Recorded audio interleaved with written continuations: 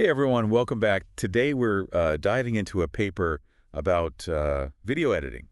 Oh, cool. Yeah, it's called ReCapture, Generative Video Camera Controls for User-Provided Videos Using Masked Video Fine-Tuning. Wow, that's a mouthful. It is, but it's from this really great team at Google and the National University of Singapore. Okay, I'm listening. So basically imagine you have like any video, even just something you shot on your phone, Right. and you can change the camera angles like after you already filmed it. No way, like add zooms and pans and stuff. Exactly, even orbits. It's Yeah. crazy. Mm. Like, make it look all cinematic without needing like a fancy setup or anything. Huh.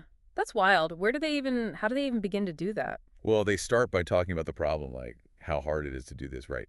In their introduction, section 1. Yeah, I mean, you're basically trying to invent what the camera didn't see, Right. And they say that existing techniques either need multiple cameras, which most people don't have. exactly, or they can only do simple stuff. They can have those really smooth camera moves we see in movies. Yeah, makes sense. So what's their secret sauce? Okay, so they have this two-stage approach that they break down in section 3. 2 stages. Yeah, first they make what they call an anchor video. What's that? So it's like a rough draft of the new video, but with with the new camera moves you want. Gotcha. And they can make this anchor video in a couple of ways. One is called point cloud sequence rendering. Okay. So imagine each frame of your video becomes this 3D cloud of points, kind of a 3D model. And talk about this in section 3.2. So it figures out how far away things are. Yeah, based on depth estimation, you can actually see a picture of this in figure 4. Cool. Then they have this virtual camera that flies through these points. Ah, so it's creating the new view. Yep, like zooms, pans, tilts, all based on like how you want the camera to move. Right. That's in section 3.2. Makes sense. But what about like orbits? That seems way more complicated. Yeah, good point. So for that, they have this other method called multiview image diffusion. Okay. It uses this whole other AI model that's trained on a ton of images from different angles. It's described in section 3.2. So it's like it's learned how things look from different perspectives. Exactly. So it can take a frame and kind of imagine what it would look like from a totally different spot. You can see this in figure 3. Whoa, that's pretty neat. But you said the anchor video is rough, right? Yeah, so both these methods have some issues. So in section 3.2, the anchor video could be noisy, like blurry, or have missing parts, especially where it's like inventing stuff beyond the original frame, and it can flicker between frames. Figure 4 shows some examples of these issues. So what then? That's where stage 2 comes in. Uh-oh, another stage. Yeah. Yeah. It's called mask video fine-tuning, and they describe it in section 3.3. Basically, it uses a bunch of AI techniques to clean up that anchor video. Okay, I'm intrigued. So the first one is temporal motion, LoRa's.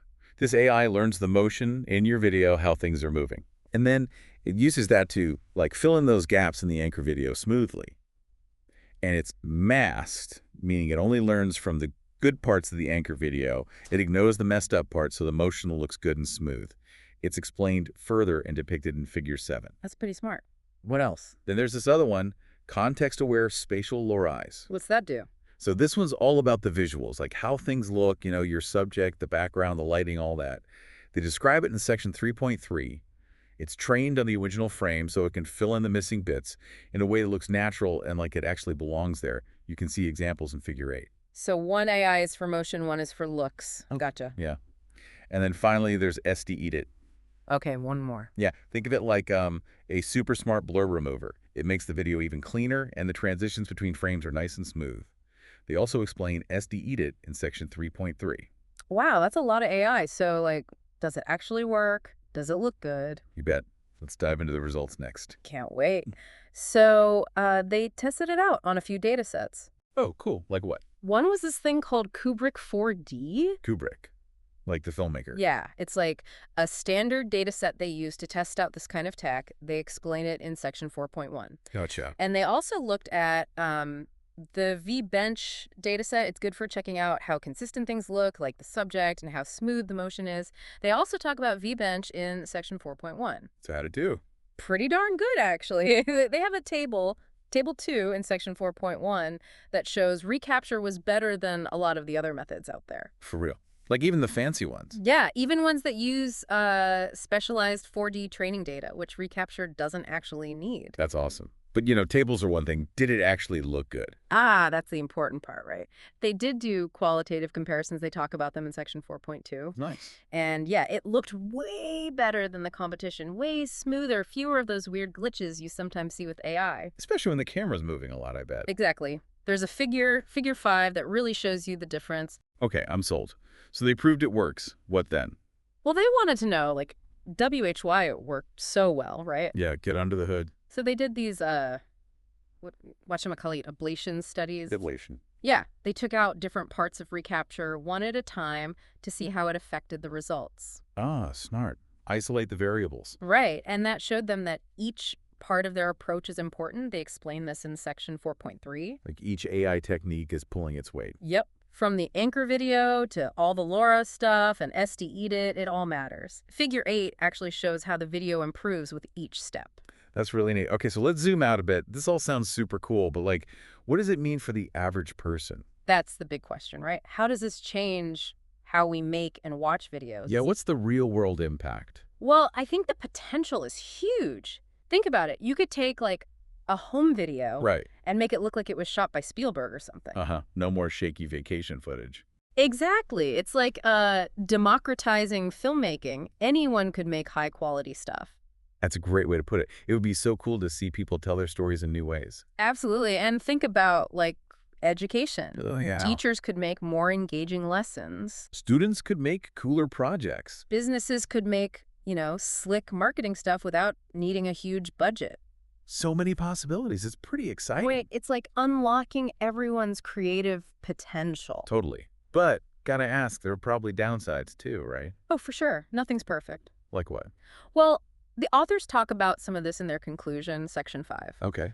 One thing is, it still relies on AI models, which are always changing. Right, they need to be trained on more data, get better. Yeah, and that means the quality of ReCapture's output can change too, depending on the model.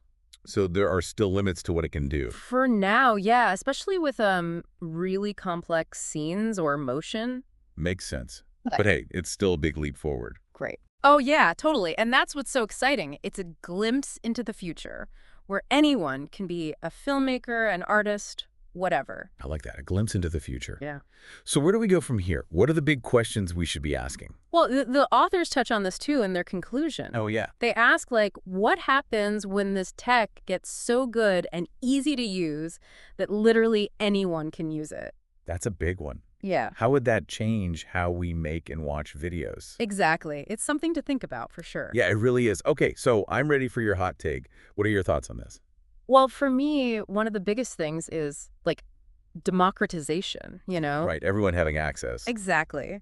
As this tech gets better and easier to use, it could really level the playing field. I like that, leveling the playing field. Yeah. Individuals, small teams, they could suddenly be making stuff that looks like, a Hollywood production. Wow, that's a big deal. It is. Imagine anyone with a phone could make amazing videos, docs, even short films. Without needing all the fancy gear and training and stuff. Right. The barriers to entry would be, so much lower.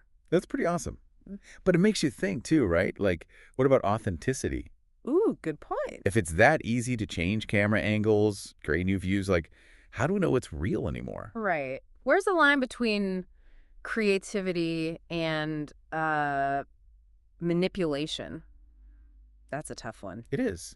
It's like any powerful tool, I guess. It can be used for good or for, not so good things. Exactly. We need to be careful, make sure it's used responsibly. Ethically, too. Yeah, for sure. But overall, I'm optimistic. You too? I think the potential benefits outweigh the risks, This could be a whole new era of video. More accessible, more creative. Exactly. And ultimately, I think more engaging for everyone. I agree. Well, this has been a fascinating deep dive. Thanks for breaking it all down for us. My pleasure. Always fun to talk about this stuff. And to our listeners, if you want to really dig into the technical details, yeah, check out the paper. We'll have a link in the show notes. Yeah. And as always, we want to hear from you. What do you think? How do you think ReCapture will change things? Hit us up on social media. Let's keep this conversation going. Absolutely. Until next time. See you on our next deep dive.